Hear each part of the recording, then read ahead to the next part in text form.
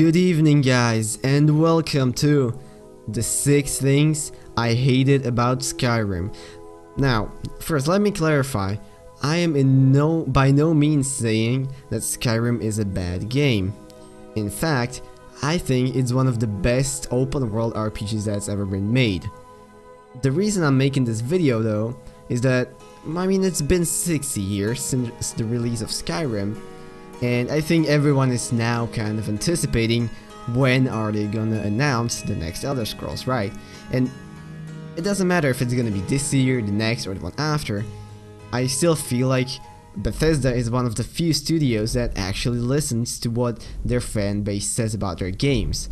That is why I've decided to make this video, because perhaps even though the chances are low, if these are things that enough people say and complain about in the future, we might get them fixed in the next Elder Scrolls. And let's be honest, that is the best way for a company to improve its work, to listen to the feedback they get from their actual players. Let's get into it without any further delay. These are 6 things I disliked about the Elder Scrolls V Skyrim.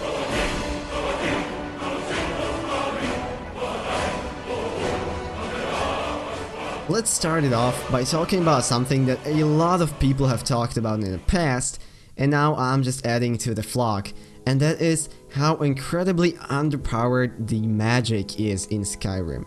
Now don't get me wrong, this is not talking about all magic in general, but mostly when it comes to destruction and alteration spells. We've all been there, we've all tried to make that destruction magic powerful character, and I don't know about you, but I personally had to stop it at around level 30 because of how horribly little damage I was actually doing.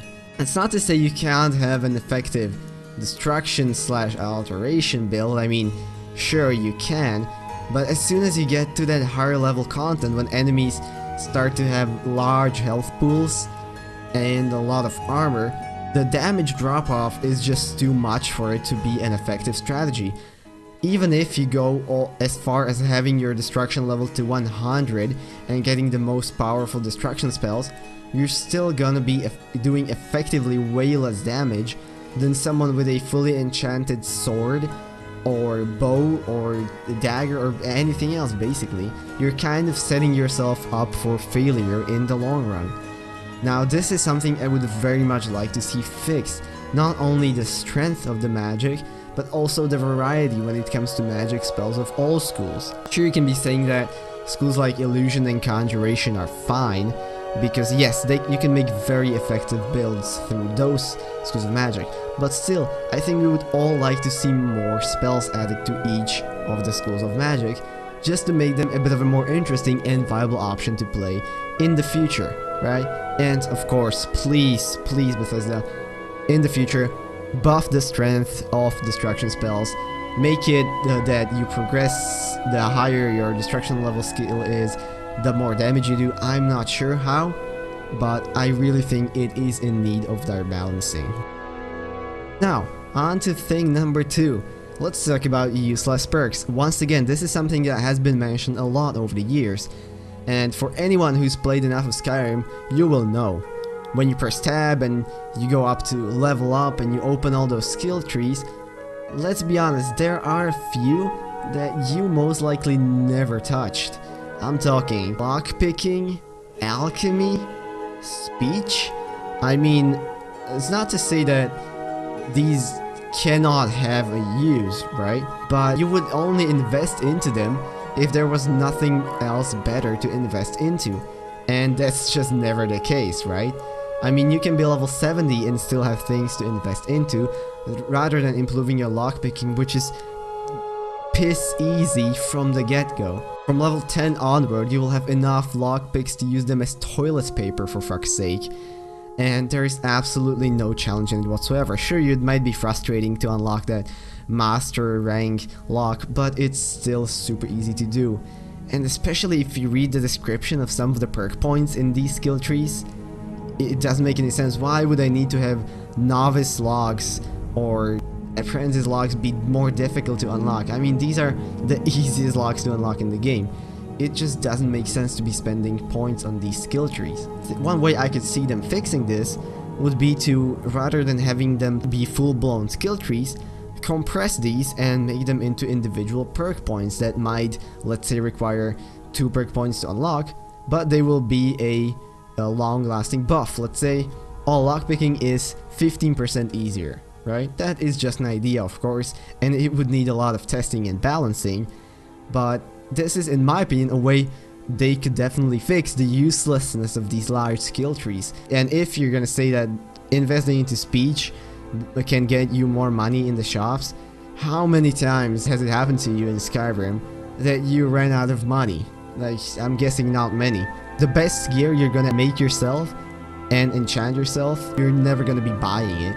And sure, you can be spending money on trainers and whatnot to improve skills like smithing, but by the time you're like level 20, you're gonna be rolling in diamonds and enchanted gear you found, so money is never really gonna be a problem.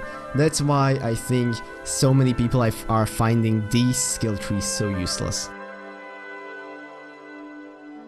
Let's talk about the guilds and the different factions you can join in the game, and how laughably fast you can become their leader, right? I'm not gonna spend too much time on this because we all know what we're talking about. You join the Thieves Guild one day, and like 3 days later, you're the leader, even though there are people who have been members for decades, and you have no idea how the infrastructure and the workings of the guild actually work. You kind of retrieve that skeleton key for us, so why not? Let's make him a leader. That's gonna be good enough, right? There is no rewarding feeling, there is no challenge in doing this. And also, there are no perks for actually becoming the leader. I mean, in the end, you can be a leader of like 4 or 5 different factions and be getting absolutely nothing for it. It's something you'll get, and then you'll forget about it. Maybe you will use the base of that guild as your safe house. And number 4, something that I personally know irritates me a lot when playing this game, and it's how the world does not really adapt to what your character does, right?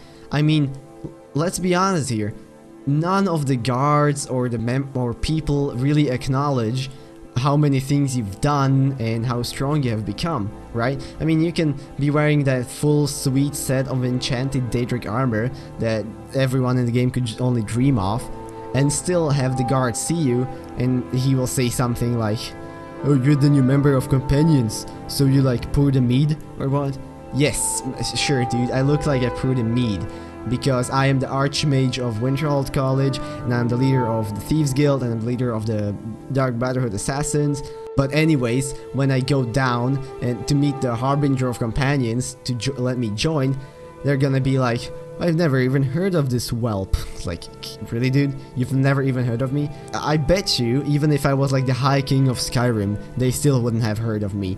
And that is something that definitely breaks my immersion, because the world just seems very much static and nothing really changes. I know the Fallout 4 is trying to do something similar.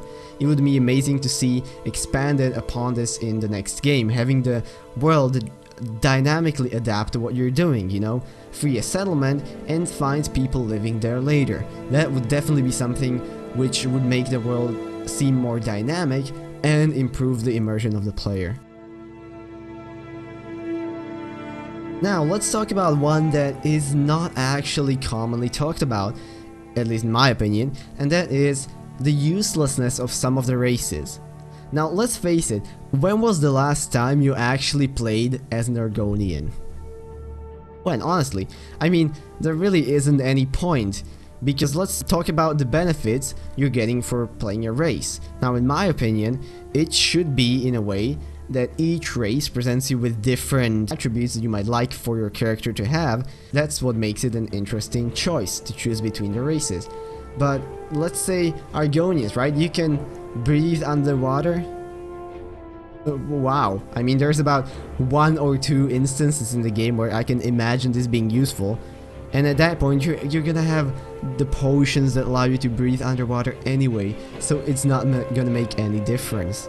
Same goes for like Khajiits and their unarmed combat, or yeah, even the Argonians have unarmed combat, do more damage, but you're never gonna be using that, because as soon as you get your first sword, you're gonna stop using unarmed combat, and you get your first sword right after you start the game. By eliminating these useless perks or functions and giving each race something interesting and special they can have that is actually viable in the game would make it a much more interesting choice, and I would not end up just playing Orc for Berserker or High Elf for Caster.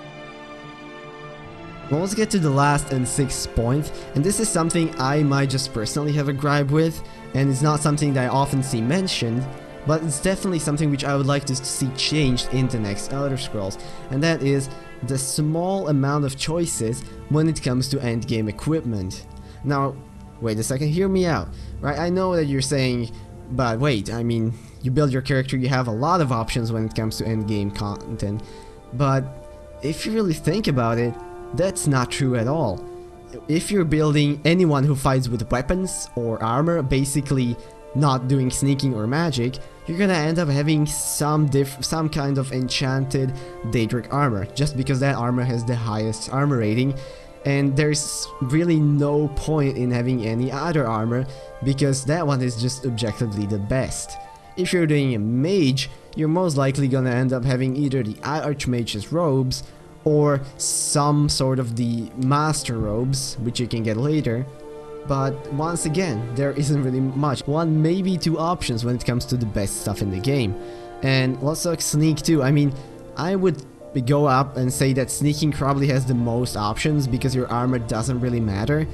You're most likely gonna end up using some combination of the Dark Brotherhood armor with the Thieves Guild armor, because that just gives you more carrying capacity, and that's something everyone can use.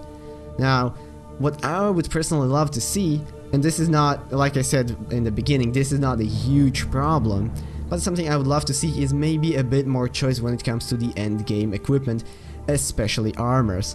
When it comes to weapons, yeah, I mean, sure, you can use some of the Daedric artifacts, but those are not really that great, so you're most likely gonna end up using an enchanted Daedric sword anyway.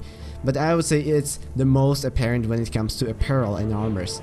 And this is something that could definitely give the game after level 40 a lot more variety, so that you are not using the same set of armor for the next 70 levels. Now guys, these are the 6 things I personally didn't like in the Elder Scrolls V Skyrim the most.